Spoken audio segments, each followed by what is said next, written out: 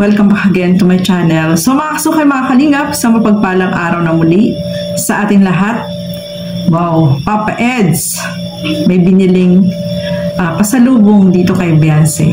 So alamin po natin ano nga ba yung binili ni Papa Eds na pasalubong dito sa kanyang wifey.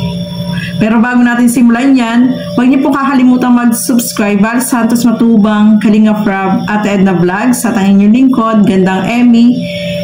At syempre support po natin Kalingap JJ, sa kanya po nagmula yung maiksing clip na ating ipi-play. So, eto alamin natin ano nga ba yung biniling pasalubong ni Papa Eds dito kay Beyonce. Tara, panoorin po natin ang video na ito. Lagi ba siya napasok? Pwede yan. Sige, sa pambili kay wifi eh. Ha? Hindi, ano yan? Press ko yan, ganyan magamit ko. Pag na, ano? Pag napunta sa inyo, ay sa coffee shop din na yan. Maganda yun. Anti-UV pati yan. Siguro na natin pati yan. Kaya ano ba yun sa kanya? Ay, grabe naman, wifi. Wifi pa. Wait, ano ako, maganda. Sakto yun sa kanya? Sakto yan? Masyadong ano mo na, estimated nyo na masyado. Estimated pa nga. Grabe. Ha? So, kaya madali naman. Layas yun eh. Oo, pwede na yan. Pwede yan, maganda yan. Kasi yung pang sombrero. Kay wifey. Price doesn't matter. Ayan guys. Price doesn't matter guys. Ha? Medium. Ha? Okay na yan. Oo, maganda yan. O, sakto yan yun, sakto medium. Sakto mo na lang, yan medium mo na lang. Ano na to? So guys, 2,000 po na to, no? Ha? Kaya na? Oo, pwede na yan. Oo, yung counter. Oo, dagdag ka pang isang t-shirt. Yun sa 5. Ito. Yan o. Ay, sakto to. Top Mart. Simple lang pa nga. Sobrang ganda yung guys eh.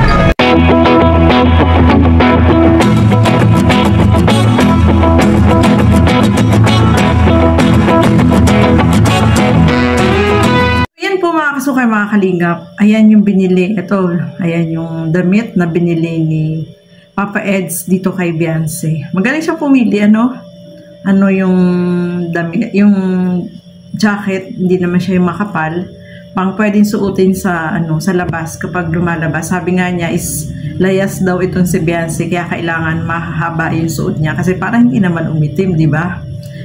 So, maganda yung napili ni Eds na damit para jacket, no? Jacket yan, manipis. Manipis nga lang yun.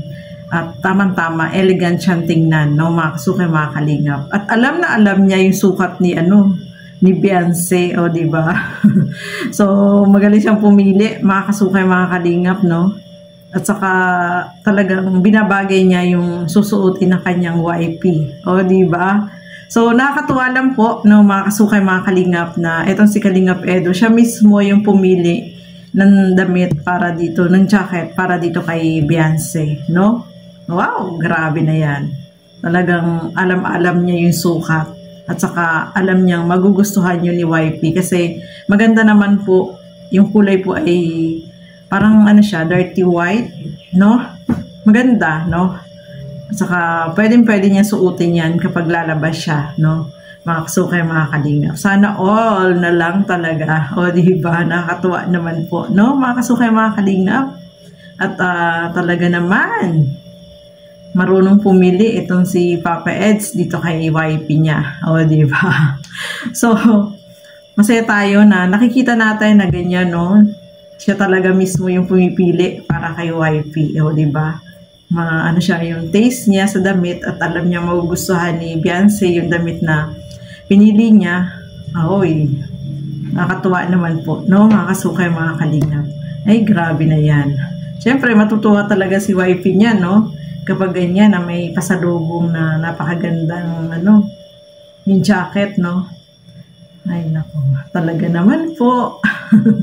Sino ba yung hindi kikiligin dyan, o, di ba? Halata naman na talagang yung closeness po nila ay nandiyan at syempre, nagchat-chat-chat yan silang dalawa, o, di ba? Ano bang kulay yung gusto mo? Ano ba yung ganyan, di ba? Syempre, tatanungin niya, ano yung gusto mong pampasalubong sa'yo, di ba? Ganun yun, mga kasukay, mga kalingap. Natawa nga ako dun sa bulong ni Grace kasi sinisilip niya yung cellphone ni Eds at ang kachat daw ay si Beyonce. O, diba? Nakakatuwa naman po, no, mga kasukay, mga kalingap. At talaga naman, ay, nako, nakakatuwa lang na nakikita natin na talagang yung samahan nila ay keep going stronger, no? Kahit maraming mga issue, ay hindi po nila pinapansin niya, no, mga kasukay, mga kalingap. Basta yung samahan nila ay hindi matitibag. O, diba? So, ayan mga kasukay, mga kalingap. Maraming salamat po sa inyong panonood at aabangan natin pag sinuot na ni Beyonce yung kanyang jacket na yan, mga kalingap.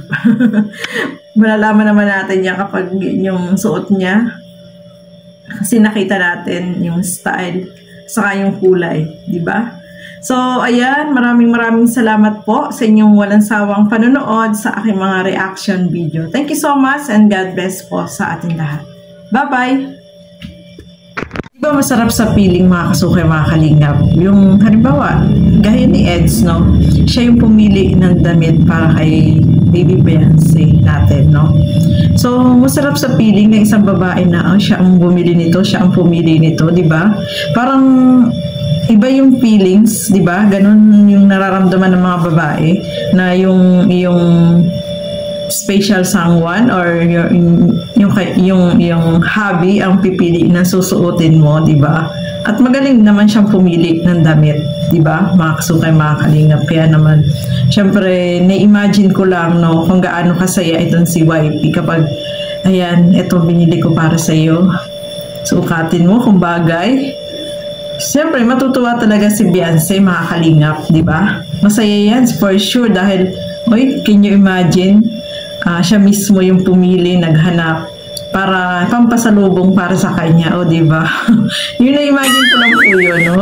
Nakakilig kasi, no? Kasi, yung sa lalaki na kapag sila yung pipili na susuotin ng isang babae, effort na po yun, no? Mga kasukay, mga kalingap. Kaya sobrang nakakatuwa, nakaka-amaze kasi nga may time talaga siya para maghanap ng damit para dito kay Beyonce. O, di ba? So, ano po yung masasabi ninyo dito, mga kasukay, mga kalingap? Just comment down below.